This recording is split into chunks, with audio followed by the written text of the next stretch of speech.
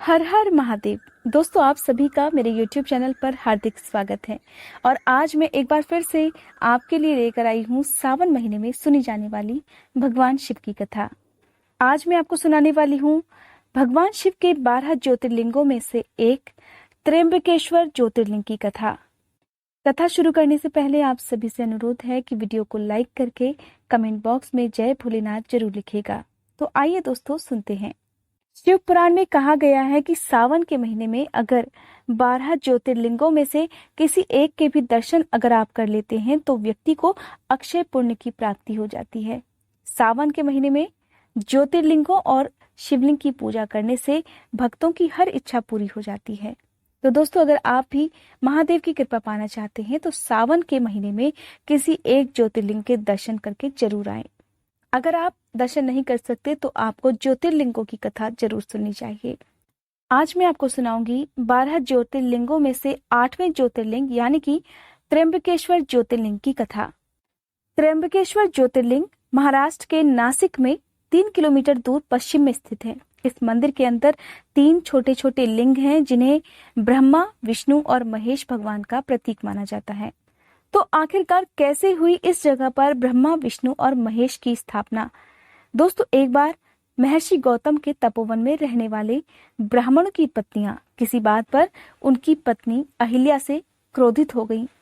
वे सब उनसे इतना ज्यादा नाराज हो गईं कि उन्होंने अपने पतियों को ऋषि गौतम का अपमान करने के लिए प्रेरित किया। इसके लिए सभी ब्राह्मणों ने अपनी पत्नियों की बात मानते हुए भगवान श्री गणेश की आराधना प्रारंभ कर दी और उनकी आराधना से प्रसन्न होकर भगवान गणेश उनसे वर मांगने के लिए कहते हैं। तब ब्राह्मणों ने उनसे कहा, हे प्रभु, अगर आप हम पर प्रसन्न हैं तो किसी प्रकार ऋषि गौतम को इस आश्रम से बाहर निकाल दीजिए। उनकी ये बात सुनकर गणेश भगवान ने उनसे ऐसा वर मांगने के लिए समझाया। उन्होंने कहा कि ऐसा बिल्कुल अनुचित है, किंतु वे अपने आग्रह पर अटल रहे। आखिरकार गणेश भगवान को विवश होकर उन सबकी बात माननी ही पड़ी। अपने भक्तों का मन रखने के लिए वे एक दुर्बल गाय का रूप धारण करके ऋषि गौतम के खेत में जाकर रहने लगे। गाय को फसल चरते देखकर एक दिन ऋषि बड़ी नरमी के साथ हाथ में तिनका लेकर उसे हाँकने के लिए लपके। जैसे ही ऋषि गौतम ने तिनके से उस गाय को हाँकना चाहा कि वो गाय वहीं पर गिरकर मर गई। अब तो बड़ा हाहाकार मच गया। सारे ब्राह्मण एकत्रित होकर गौ हत्यारा कहकर ऋषि गौतम का अपमान करने लगे। अपने द्वारा एक गाय की हत्या के कारण ऋषि गौतम पहले से ही बहुत ज्यादा दुखी थे। उनका मन एकदम आहत हो गया था। उधर सारे ब्राह्मणों ने मिलकर कहा कि तुम्हें ये आश्रम छोड़कर कहीं और चले जाना चाहिए। एक गौ हत्यारे के पास रहकर हमें भी पाप लगेगा। तुम एक गौ हत्यारे हो। और आखिरकार विवश होकर ऋषि गौतम अपनी पत्नी अहिल्या के साथ वहां से एक कोस दूर जाकर रहने लगे। किंतु उन ब्राह्मणों ने वहां पर भी उनका रहना मुश्किल कर दिया। वे कहने लगे, गौहत्या के कारण तुम्हें अब वेद पाठ और यज्ञ आदि करने के कार्य का कोई भी अधिकार नहीं रह गया। उन सब की बात सुनकर ऋषि गौतम ने उनसे बहुत प्रार्थना की और कहा कि आप लोग ही कृपया करके कोई ऐसा उपाय बताएं जिससे मैं गौहत्या के पाप से मुक्त हो सकूं और मेरे पाप का प्रायश्चित भी हो सके, जिससे मेरा उद्धार हो सके। तब उन्होंने कहा, हे ऋषि, तुम अपने पाप को सभी लोगों को बताते हुए 3 बार पूरी पृथ्वी की परिक्रमा करो। फिर लौटकर यहाँ पर आकर 1 महीने तक व्रत करो।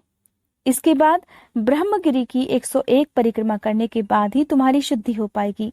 नहीं तो आप गंगा जी को लाकर उनके जल से स्नान करके 1 करोड़ पार्थिव शिवलिंगों से भगवान शिव जी की पूजा करो। इसके बाद फिर से गंगा जी में स्नान करके इस ब्रह्मगिरी की 11 बार परिक्रमा करो। फिर 100 घड़ों के पवित्र जल से पार्थिव शिवलिंगों को स्नान कराने से ही तुम्हारा उद्धार संभव है। ये कार्य बहुत ही कठिन था, किंतु ब्राह्मणों के कथनानुसार महर्षि गौतम ने वे सभी कार्य पूरे कर दिए और फिर पत्नी के साथ पूरी तरह से तल्लीन होकर भगवान शिव की आराधना करने लगे। एक दिन इससे प्रसन्न होकर भगवान शिव प्रकट होकर उनसे वरदान मांगने के लिए कहते हैं। तब महर्षि गौतम ने उनसे कहा, हे प्रभु, मैं यही चाहता हूं कि आप मुझे गौ हत्या के पाप से मुक्त कर दें। तब भगवान शिव ने कहा, हे ऋषि, तुम सर्वथा निष्पाप हो। गौ हत्या का अपराध तुम पर छल पूर्वक लगाया गया है। छल पूर्वक ऐसा करवाने वाले तुम्हारे आश्रम के ही ब्राह्मणों को मैं अब दंड देना चाहता हूँ। भगवान शिव के मुख से ये बात सुनकर महर्षि गौतम ने कहा, हे प्रभु, उन्हीं के कारण तो मुझे आपके दर्शन संभव हुए हैं। अब उन्हें मेरा परम मित्र समझकर उन पर क्रोध मत करिए। अगर आप मुझे आशीर्वाद देना ही चाहते हैं तो कृपया करके आप सदा के लिए यहाँ पर निवास कर लीजिए। और इस प्रकार बहुत से ऋषियों और मुनियों ने और देवतागणों ने वहां एकत्रित होकर गौतम ऋषि की बात का अनुमोदन करते हुए भगवान शिव से सदा वहां पर निवास करने की प्रार्थना की। भगवान शिव ने उनकी ये बात मान ली और वहां पर त्र्यंब ज्योतिर्लिंग के नाम से स्थित हो गए। इस प्रकार गौतम ऋषि द्वारा लाई गई गंगा जी भी वहीं पास ही में गोदावरी नाम से प्रवाहित होने लगी। कहा जाता है कि ये ज्योतिर्लिंग समस्त पुण्यों को प्रदान करने वाला है।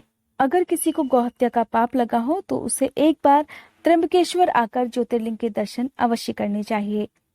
दोस्तों, ये थी आज की कथा। उम्मीद करती हूँ आज की ये वीडियो आपको पसंद आई होगी। अगर आज की ये वीडियो आपको पसंद आई हो तो मेरे चैनल को सब्सक्राइब करना मत भूलिएगा।